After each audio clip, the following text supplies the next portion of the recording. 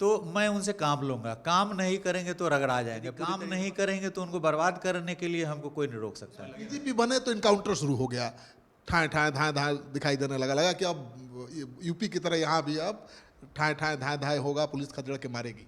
कहा जाता है कि डीजीपी सफलता मिलेगी तो भी आपकी वाहवाही, विफलता मिलेगी तो भी आपकी वाहवाही, लेकिन सब कुछ आपके हाथ में नहीं होता है, डीजीपी के हाथ में नहीं होता है।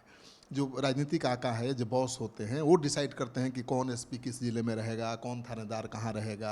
वैसे में डीजीपी की चुनौती कितनी बढ़ जाती है। पुलिस वाले जो भ्रष्टाचार में लिप्त हैं, उनके लिए क्या चेतावनी है और उनके लिए क्या तैयारी है आपकी? देखिए, अभी हमको लगता है कि कम से कम 1-2 दर्जन तो अभी जेल गए हैं अभी पुलिस पदाधिकारी हमारे आने के बाद। जनता और आप सोचो आज न कल गिरफ्तार होना है, तो हमको भी परेशान करें, आप भी भागे रहिएगा, दोनों को घाटा है। इसलिए एकदम शांति से आप जाइए और कोर्ट में सरेंडर कीजिए, जेल में चले जाइए। आज न कल आपको गिरफ्तार होना ही है, तो हमारा सरकार का तेल आप बर्बाद कीजिएगा, हम भी परेशान रहेंगे, आप भी भागते रहिएगा यहाँ से वहाँ, ना आपको फायदा है ना मेरे फायदा है।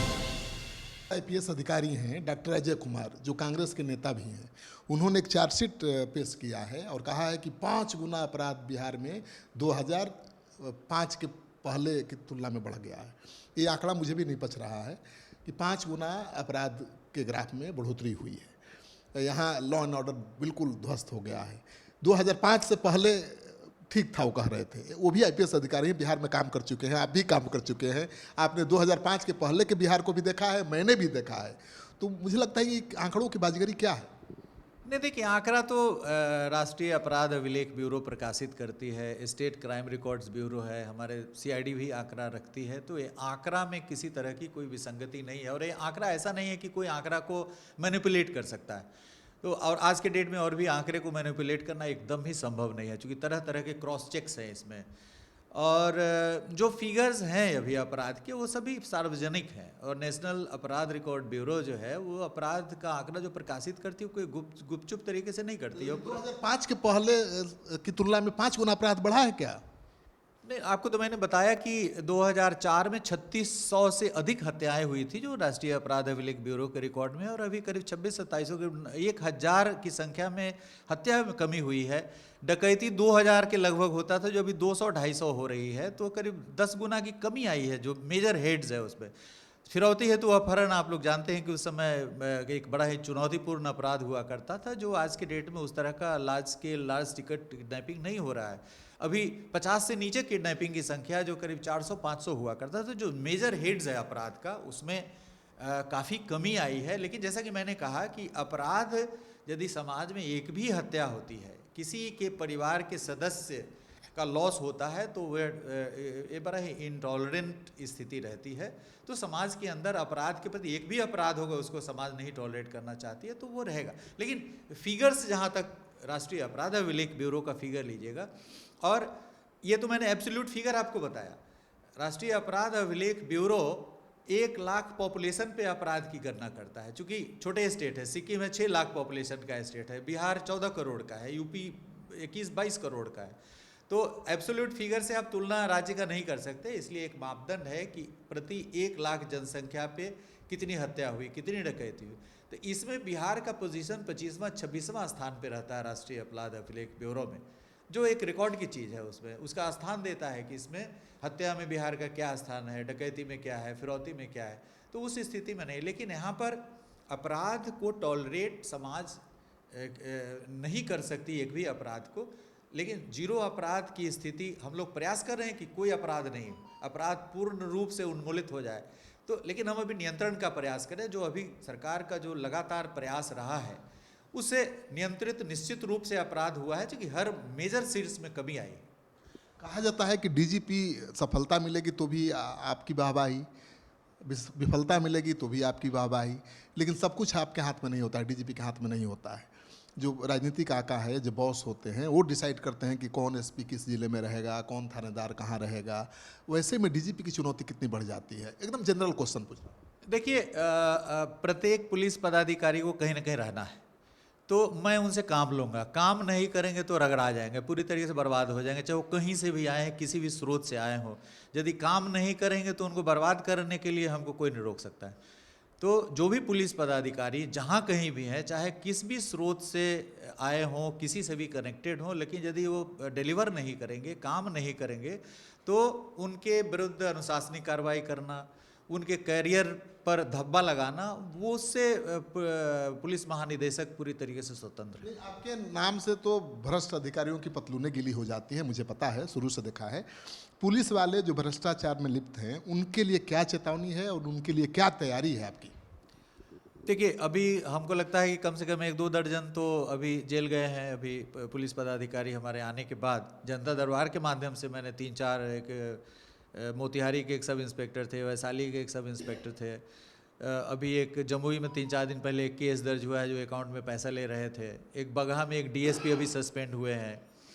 तो ये निरंतर जो पुलिस पदाधिकारियों पर जो कार्रवाइयाँ हो रही है वो निरंतर रूप से हो रही हैं। और आपने देखा होगा कि करीब आधा दर्जन विजिलेंस के द्वारा भी कम से कम आधा दर्जन पुलिस पदाधिकारियों को डिफरेंट डिस्ट्रिक्ट से ट्रैप किया गया है। जो सब इंस्पेक्टर एएसआई वगैरह को ट्रैप किया गया है विजिलेंस के द्वारा। तो हम लोग विजिलेंस को भी यूज़ कर रहे हैं। आर्थिक अपराध इकाई में भी हम लोगों ने जहाँ कहीं शिकायत मिला है बालू और ये सब का, तो आर्थिक अपराध इकाई भी जांच कर रही है, भागलपुर में जांच कर रही है, औरंगाबाद में भी हमने भेजा है जांच करने के लिए। तो ये चतुर्दिक प्रयास हो रहा है कि जो भ्रष्ट अधिकारी हैं, और उसके अलावे जो जनता दरबार जो हम प्रतिदिन लगाते हैं और प्रतिदिन दर्जनों लोग आते हैं, और वहाँ पर जो हमारा सेल है वो पूरी जानकारी उनके कांड के बारे में पता करती है। फिर मैं स्वयं करीब 4 से 6 दो घंटे जनता दरबार में देता हूँ और जनता से पूरी उनके केस और वहाँ की जो स्थिति है उसके बारे में जानकारी लेता हूँ। फिर एसपी से बात करके, और तो इन सभी चीज़ों का प्रभाव पड़ रहा है। और निश्चित रूप से जो भ्रष्ट अधिकारी हैं उन पर कार्रवाई में किसी प्रकार का रोक नहीं है। नहीं तो आप हमेशा एक्शन में रहे, हमने देखा उस ज़माने में, उसमें नक्सल सबसे बड़ी समस्या थी। हमेशा आपकी पोस्टिंग नक्सली इलाकों में होती थी, इनकाउंटर आप हमेशा करते दिखाई देते थे, लेकिन कभी चर्चा में नहीं रहे, बिल्कुल मीडिया से दूर बचा के अपना काम करते रहे। अभी भी वही हाल है, आप काम कर रहे हैं, उसका असर दिख रहा है, लेकिन ज़्यादा प्रचार प्रसार आपके काम का, पुलिस के काम का नहीं। नहीं, देखिए, मीडिया में मैं नहीं रहा, मैं साइलेंटली अपना काम करते रहा हूँ। मेरी यह प्रवृत्ति रही है कि लगातार अहरनिश अपना काम करता हूँ। मैं मुंगेर में भी गया था, और मैं एक बार मुझे वर्ष 2000 में गोड्डा में कम्युनल राइट हो गया था, करीब 15-20 लोग मारे गए थे।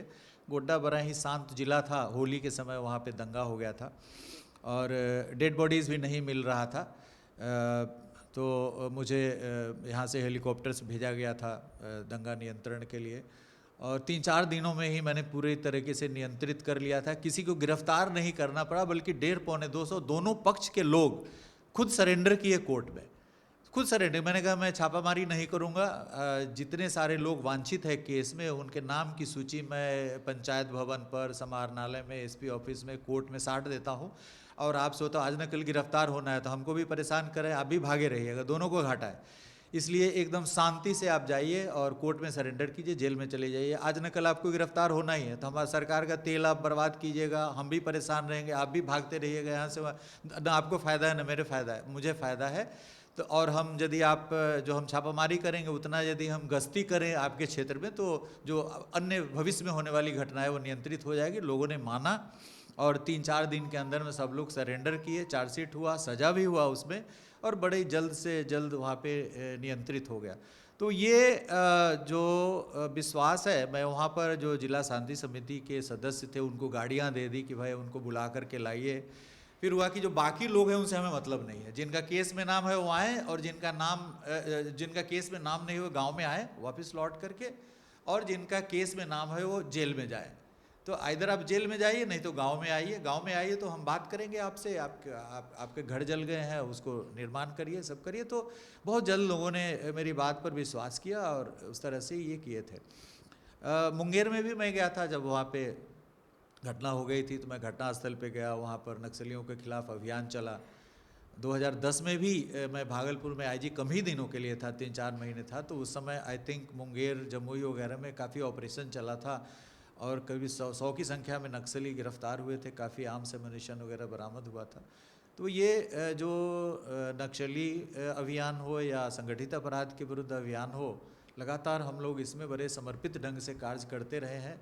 और हमारा कोई ऐसा कोई और एजेंडा है नहीं, मतलब सिर्फ अपराध उन्मूलन ही एजेंडा है, तो हम उसमें लगे। डीजीपी बने तो इनकाउंटर शुरू हो गया, ठाए ठाए धाए धाए दिखाई देने लगा कि अब यूपी की तरह यहाँ भी अब ठाए ठाए धाए धाए होगा, पुलिस खदेड़ के मारेगी। नहीं, वैसा हमारा कोई मॉडल नहीं है। जब हम अपराधी के पीछे पड़े हुए हैं। अब आप आरा वाले कांड में ही देखिए कि एकदम रिकॉर्ड टाइम में सभी के सभी अपराधी पकड़े गए, सभी के सभी अपराधी पकड़े गए। बल्कि जो 2 वेस्ट बंगाल के जेल से कॉन्स्पिरेसी किए थे उनको भी हम लोग यहाँ ला करके पूछताछ की, उनको भी रिमांड किए। तो सभी के सभी अपराधी पकड़े गए और काफ़ी मात्रा में स्वर्णाभूषण बरामद हुए जो लूटे गए थे उसमें।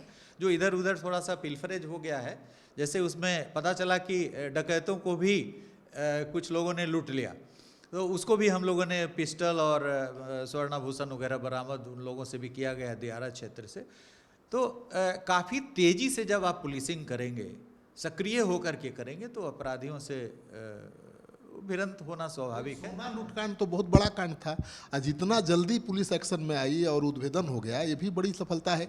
इसका मतलब कि पुलिस एक्शन में रहे, ईमानदारी से काम करे, तो हर कांड का तुरंत उद्भेदन हो सकता है। हाँ, एकदम हो सकता है। जैसे पटना जिले में या अन्य जिलों में हम देख रहे हैं कि सैकड़ों कांडों, जो गृहवेदन का काम है, चोरी का कांड है। जैसे अभी आपने देखा होगा कि एक कोई चेन स्नैचर 51 चेन के साथ अभी पूरा गैंग गिरफ्तार हुआ है। तो इसी तरीके से जो सामान्य अपराध है उसको भी हम काफ़ी संवेदनशीलता के साथ ले रहे हैं। अभी एक बेतिया में 4-5 जिलों में एक बैटरी चोर का एक संगठित गिरोह था। तो मैंने उसमें कहा कि ग्रुप सुपरविज़न करके और इन सबको पता किए, तो 5-7 जिलों का काफ़ी करीब 1 दर्जन अभियुक्त गिरफ्तार हुए। तो जो सामान्य कांड है जिसके प्रति पुलिस की नज़र नहीं थी, उसको मान रहे थे कि इसमें कुछ करने की ज़रूरत नहीं है, मैं वैसे कांडों को भी, और ऐसे सैकड़ों हजारों कांड इस तरह के डिटेक्ट हुए हैं जिसमें जो चोर गिरोह के सदस्य हैं वही काफ़ी संख्या में गिरफ्तार हुए हैं। मोटरसाइकिल चोरी करने वाले, वाहन चोरी करने वाले, उन पर भी हमारी नज़र है। सुन रहे थे, बड़ा बेबाकी से जवाब दे रहे हैं। ये बिहार के डीजीपी हैं और सिंघम स्टाइल में बोल रहे हैं। ये अपराधी के लिए ही नहीं, पुलिस कर्मियों के लिए भी बोल रहे हैं कि अगर भ्रष्टाचार कर रहे हो तो खुद सरेंडर कर दो, नहीं करोगे तो हमारा तेल जाएगा और टाइम जाएगा, उठने में हम कुछ और भी काम कर लेंगे। तो ये जो संकेत दे रहे हैं ये अपराधियों के लिए भी है और पुलिस वालों के लिए भी हैं जो भ्रष्टाचार में सम्मिलित है। आप भी अपना ओपिनियन दीजिएगा कि बिहार के डीजीपी का बेबाकी इंटरव्यू आपको कैसा लगा, और अगर कोई क्वेश्चन रह गया हो तो ज़रूर कमेंट सेक्शन में बताइएगा। तब तक के लिए बने रहे हमारे साथ। धन्यवाद।